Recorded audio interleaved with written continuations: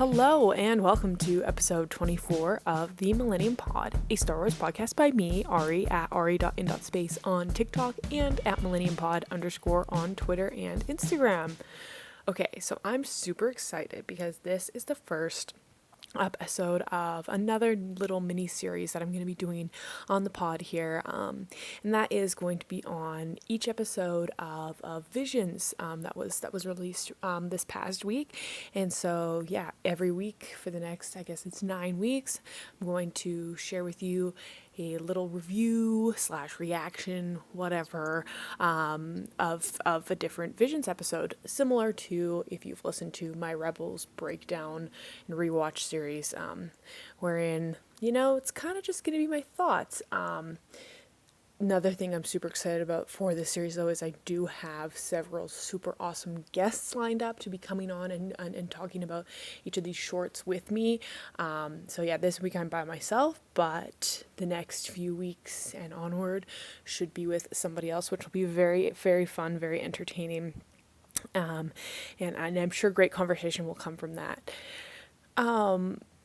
Another thing, I guess I'll say, that I am excited about in doing the series, and also just in being able to watch Visions in general, is that I actually have not really watched anime before in my life, for no real reason other than kind of just didn't really know where to start. And I mean, yeah, people have given me recommendations, but always seemed to be at a time when I was invested in something else with my time, so never really watched any of it. But I'm super excited because I know it's like a very cool genre that I do want to tap into, so I'm very excited to be able to experience all the different animation styles that we're going to be getting with this Star Wars series. Each episode is a different animation studio, which is really, really cool. So, maybe I'll find a studio that really just grabs me, and I'll watch some of their other work. So I'm excited about all the open doors, I guess, so to speak. And not the last thing probably, but the last thing I can think of right now that I'm like super excited about with both my podcast series as well as just the series in general, Vision series in general, is the fact that because it's not necessarily officially like canon or whatever, they can kind of do whatever they want. Which is kind of fun in Star Wars. They can really push the boundaries and, yeah, like I said, do whatever they want. And I haven't watched all the episodes yet, but in the few that I have watched, that's exactly what they're doing, which is very cool, very fun, and I'm super, super excited to get into it. So without further ado, let's get into this first episode, which is actually not on the first, episode number 1. Not that it really matters what order you watch the episodes in at all, because they're all their own thing, but this podcast episode is on the second episode of Visions, Tatooine Rhapsody, which was really just a fun time. I mean, if you would have told me that this short was going to be about a rock band in Star Wars, I don't know if I would have watched it. Or it wouldn't have been high on my list, but I decided I'm not going to really read the descriptions of these or look into them at all. I'm just going to watch them, especially because they're so short. I mean, if you really don't like one, you've only spent 12 minutes of your time, so who cares? I did really like this one, though, and I'm very glad that I didn't know what was coming, because I feel like it's hard to describe what happens in Tatooine Rhapsody and make it sound cool. But it was very cool, and I did not know that I needed Star Wars rock until I watched the episode. Yeah, it was very, very fun, a very fun short. And I think when I tell people to watch it, I'm not giving them any context, because I do think when you think Star Wars, you don't think rock band, but it worked. Somehow it worked, which was so great. And yeah, I thought it was incredible. It's obviously very much focusing in on the aspect of found family, which Star Wars does, of course, very well. Many found families in Star Wars, and I really like that. And I thought it was quite neat how even in such a short time, at least for me, I was able to feel so attached to these characters, and kind of get their personalities individually, and kind of start to see, how this little found family worked and how their relationships were with each other. Especially, obviously, of course, the two. I mean, it's hard to have main characters in a 15-minute short or whatever, however long it was. But, I mean, obviously, the quote-unquote main characters were J and Guy. I was just reading my notes, and I was like, gee, that's not how you say it. It's definitely Guy. Because I remembered while I was reading the subtitles, and I was like, okay, I gotta make sure I say that right in my podcast. And there we go. Said it wrong anyway. But anyhow, Jay and Guy, their relationship is very much, I mean, I'm getting Kanan and Ezra vibes. Totally not in like a master and apprentice Jedi way, but in a, hey, I'm an older man, or yeah, whatever, with trauma, helping a younger person with trauma. And I mean, especially the whole when Jay was like, we gotta help Guy out. Very much, we gotta save Kanan from season 1 of Rebels vibes. So from Ezra, of course. So I don't know. Star Wars is doing such a good job of this little like almost father-son dynamic that we get a lot, but I really liked that.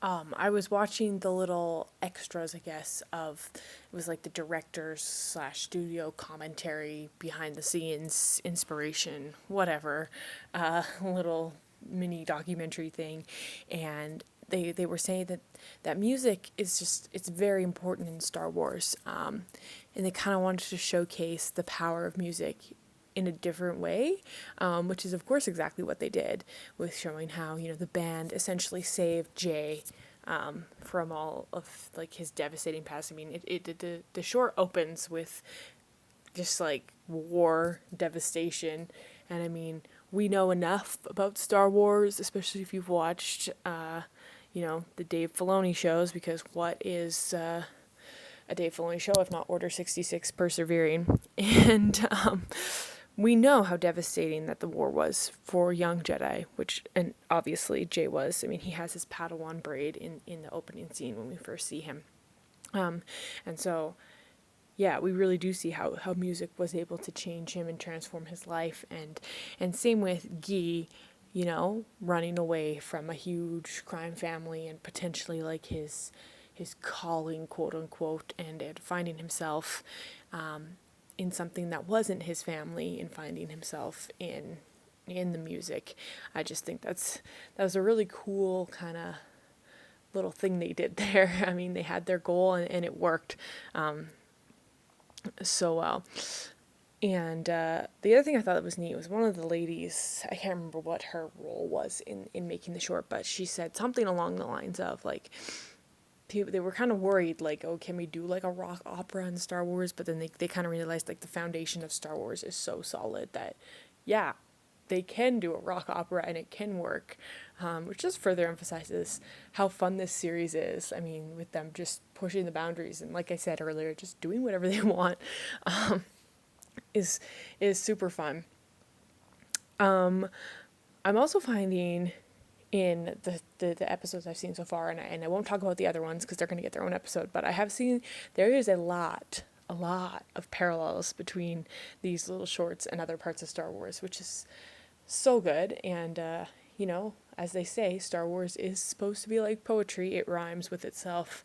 The two like notable things that I noticed, at least, that I thought were kind of cool nods to other parts of Star Wars was when the droid V5 is playing the recording of the first time that they performed as a band all together, to kind of convince them like, hey, we need to help Guy, like he is part of our found family, he's part of our family, we need to be there for him. It's not just a matter of, oh well, that sucks, I guess. Like, no, he is more important to us than that. That really reminded me of when R2 plays the clip of Leia, like, help me, Obi-Wan, you're our only hope, in The Last Jedi, for Luke. He goes, that's a cheap trick.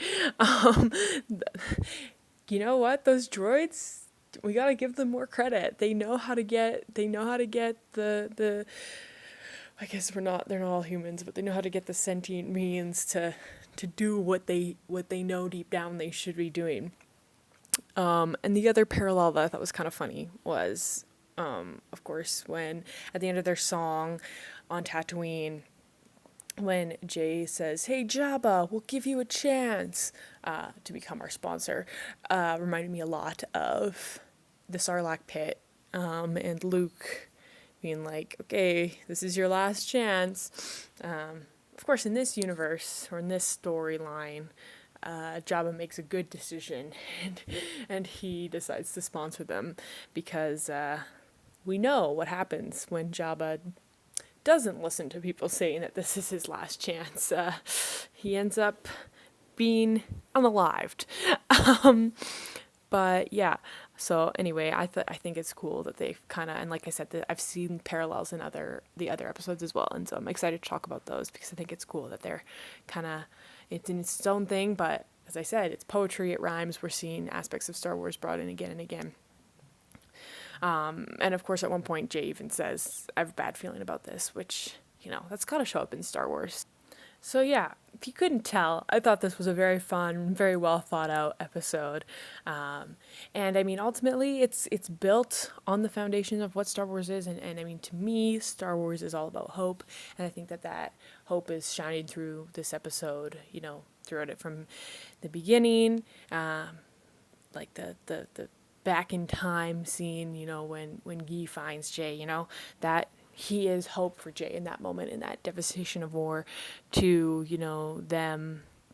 them playing the song and getting Guy back by getting Jabba to sponsor them, which is just so funny. There's hope in that too, they believed, they had hope, and everything was all right in the end. And that's really just such a Star Wars thing. And so, I think this episode is great. I will definitely be watching it again. It was kind of just like, a little fun breath of fresh air from what can otherwise be very heavy. Star Wars can be very heavy, and this was just fun. Also, honorable mention, didn't even talk about that Boba Fett was in this, and Mr. Morrison did an excellent job, as usual, because I was watching the English dub version, and so great to hear his voice. It just reinforced how excited I am for the Boba Fett show, which is coming out very soon. Anyway, that was a side note. Didn't have anything that notable to say about Boba other than it was great to see him. Who doesn't want to see him? Yeah, but that is all my thoughts really, about this episode specifically.